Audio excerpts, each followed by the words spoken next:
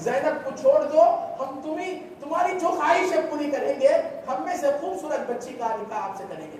انہوں نے کہا زینب جیسی کوئی خوبصورت مجھے نہ مل سکتی ہے، زینب جیسی اخلاق والی نہیں مل سکتی ہے، میں زینب کے نکاح میں کسی اور کو پسند نہیں کر سکتا۔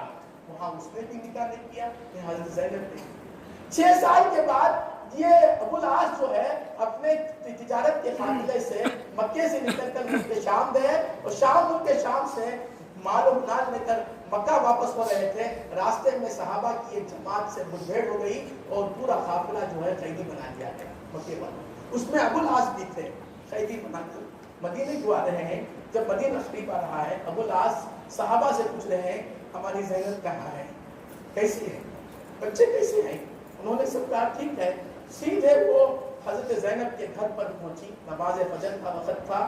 زینب کو معلوم ہوا تو انہوں نے ان کا استقبال کیا اور استقبال کر کے کہا کیا تم اسلام لا لیے ہو؟ انہوں نے کہا نہیں، میں اسلام نہیں۔ ٹھیک ہے، گھبرانے کی بات نہیں ہے، تم میرے خالہ زاد ہو، میرے خالہ کے بیٹے ہو، اور میرا رشتہ پرانا ہے، اور میرے بچوں کے ابو ہو، میرے بچوں کے باپ کے لیے، میرے خالہ زاد کے لیے میں استقبال کرتی ہوں، آپ آ جائیں۔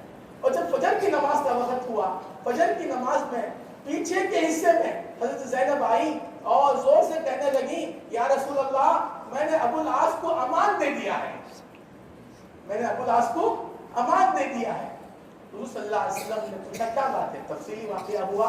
حضور صلی اللہ علیہ وسلم نے فرمایا دیکھیے ابو زینب میری بیٹی نے جس کو امان دیا ہے میں اسے بھی امان دیتا ہوں، تم میں ایک ادنا آدمی بھی اسے بڑے سے بڑے کافر کو امن دے دے، ہم بھی اسے امن دینے کے لیے تیار ہیں۔ چنانچہ وہ پورا مال ان سے چھین کر صحابہ نے آپ کی خدمت میں پیش کر دیا تھا۔ حضور صلی اللہ علیہ وسلم نے فرمایا یہ برا آدمی نہیں ہے، اس نے اپنے وعدے کو پورا کیا ہے، ہماری بچی کو ہمارے حوالے کر دیا ہے، اس لیے جنہوں نے انہیں گرفتار کیا ہے اگر وہ اجازت دیں تو ان کا مال میں اسے واپس کر دوں اور میں اسے آزاد کر دوں۔ صحابہ نے اجازت دے دی، اب وہ واپس ہو رہے ہیں۔ حضرت زینب نے پھر اسلام پیش کیا، انہوں نے انکار کر دیا۔ اب وہ مکہ گئے، جن جن کا مال تجارت کا تھا مکے والوں میں سے ان تمام کو جمع کیا اور جمع کر کے ان کا مال ان کو دے دیا، اور پھر کہا کسی کا مال میرے ذمہ باقی ہے؟ لوگوں نے کہا نہیں، تم بڑے امانت دار ہو، وعدے کے پکے ہو۔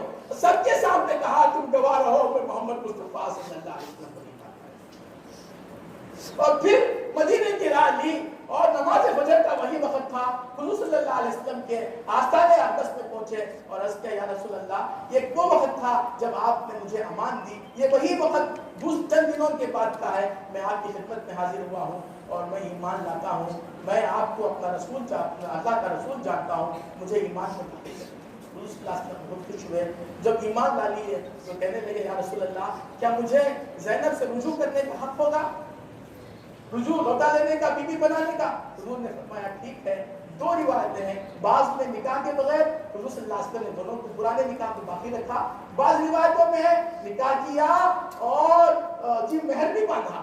بہرحال آپ 1 سال میاں بیوی بہت خوش رہے، یہاں تک کہ 1 سال کے بعد حضرت زینب رضی اللہ تعالیٰ عنہ کی 8 سن ہجری میں یا 7 سن ہجری میں وفات ہو گئی، اور وفات کے بعد حضرت ابو العاص کے آئے اور رونے لگے، عرض کرنے لگے یا رسول اللہ انی لا اطیق العیش بدون زینب، یا رسول اللہ بغیر زینب کے میں زندگی نہیں گزار سکتا، میری طاقت ہی نہیں ہے، میں کیا کروں؟ روایتوں میں ہے حضور صلی اللہ علیہ وسلم نے انہیں تسلی دی، ان کی گھارج بنائی، اور پھر چند ہی عرصے میں 1 سال کی قریب مدت میں ان کی بھی وفات ہوئی۔ میرے عزیزوں، دوستوں، بزرگوں، یہ اللہ کے رسول کی زندگی میں امت کے لیے بہترین نمونہ ہے۔ خاص کر یہاں پر دیکھیے حضور صلی اللہ علیہ وسلم نے اپنے داماد کے ساتھ کتنا اچھا معاملہ کیا۔ علماء نے لکھا ہے سسرال والوں کو چاہیے داماد کتنی بھی رشتے حرکت کرے اس کے ساتھ اچھا معاملہ کرے، اور بیوی کو چاہیے کہ ہر معاملے میں اپنے شوہر کا ساتھ دے، جس میں شریعت اجازت دیتی ہے، شریعت کے حدود اور دائرے میں رہتے ہوئے اپنے شوہر کا ساتھ دے اور صبر کرے، اس کا یہ صبر اور اس کا یہ ساتھ دینا جی میٹھا پھل کھاتا ہے، یہاں تک کہ اسی صبر میں زینب کے اسی صبر میں، زینب کے اپنے شوہر کو اسی ساتھ دینے میں، اور رسول اللہ صلی اللہ علیہ وسلم کے اپنے داماد کے ساتھ اچھا برتاوا کرنے کی وجہ سے وہ اسلام قبول کر لیے۔ میرے عزیزو، آج ضرورت اس بات کی ہے ہم رسول اللہ صلی اللہ علیہ وسلم کے زندگی کے حصے حاصل کریں اور اسی طرح اپنی زندگی میں لائیں جیسے اللہ کے رسول کے اخلاق تھے، تو لوگ جو ہے اسلام میں داخل ہونا شروع ہو جائیں گے جیسے پہلے داخل ہوتے تھے۔ آج کے حالات اتنے خراب ہیں، آئے دن ہم میڈیا میں، سوشل میڈیا میں، الیکٹرانک میڈیا میں دیکھ رہے ہیں ہمارے بچے اور بچیاں جو ہے اسلام کا دامن چھوڑ کر کفر کی دلدل میں پھنس رہے ہیں، واضح طور پر کہہ رہے ہیں۔ ابھی 8 دن پہلے ایک ویڈیو دیکھا کہ ایک عورت اپنے 2 بچوں کو لے کر جو ہے ہندو میں، اور کہتے ہیں میں اپنے ماں باپ کے پاس جانا نہیں چاہتی۔ سوال نہیں پیدا ہوتا آج کہتے ہیں ہماری بچیاں میں، یہ کیوں ہے؟ حضور صلی اللہ علیہ وسلم کی اخلاق، حضور صلی اللہ علیہ وسلم کی سیرت ان کو نہیں معلوم ہے، صحابہ اولیاء اللہ کا طور طریقہ ان کو نہیں معلوم ہے۔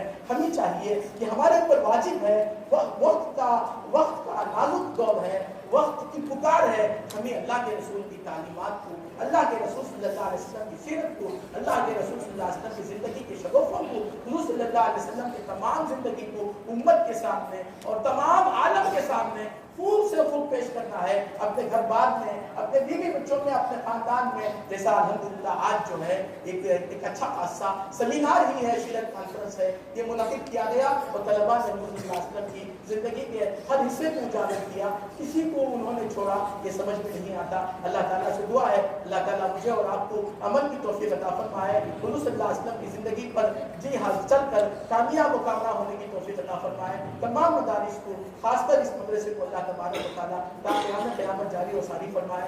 الحمدللہ جیسے الحمدللہ عمارت مضبوط ہے، ایسے لگتا ہے تعلیم بھی مضبوط ہے، جس کا مظاہرہ بچوں نے کیا۔ اللہ تبارک تعالیٰ مرحوم صاحب کو شفا عطا فرمائے، صحت تندرستی عطا فرمائے، اساتذہ اور مرحوم صاحب کی عمر میں اور تمام علماء شہر کے علماء کی عمر میں خیر و برکت کے فیصلے فرمائے، اور طلباء کو وقت کا کامل اور وقت کا مضبوط عالم دین مفتی مدین بنائے۔ ہمارے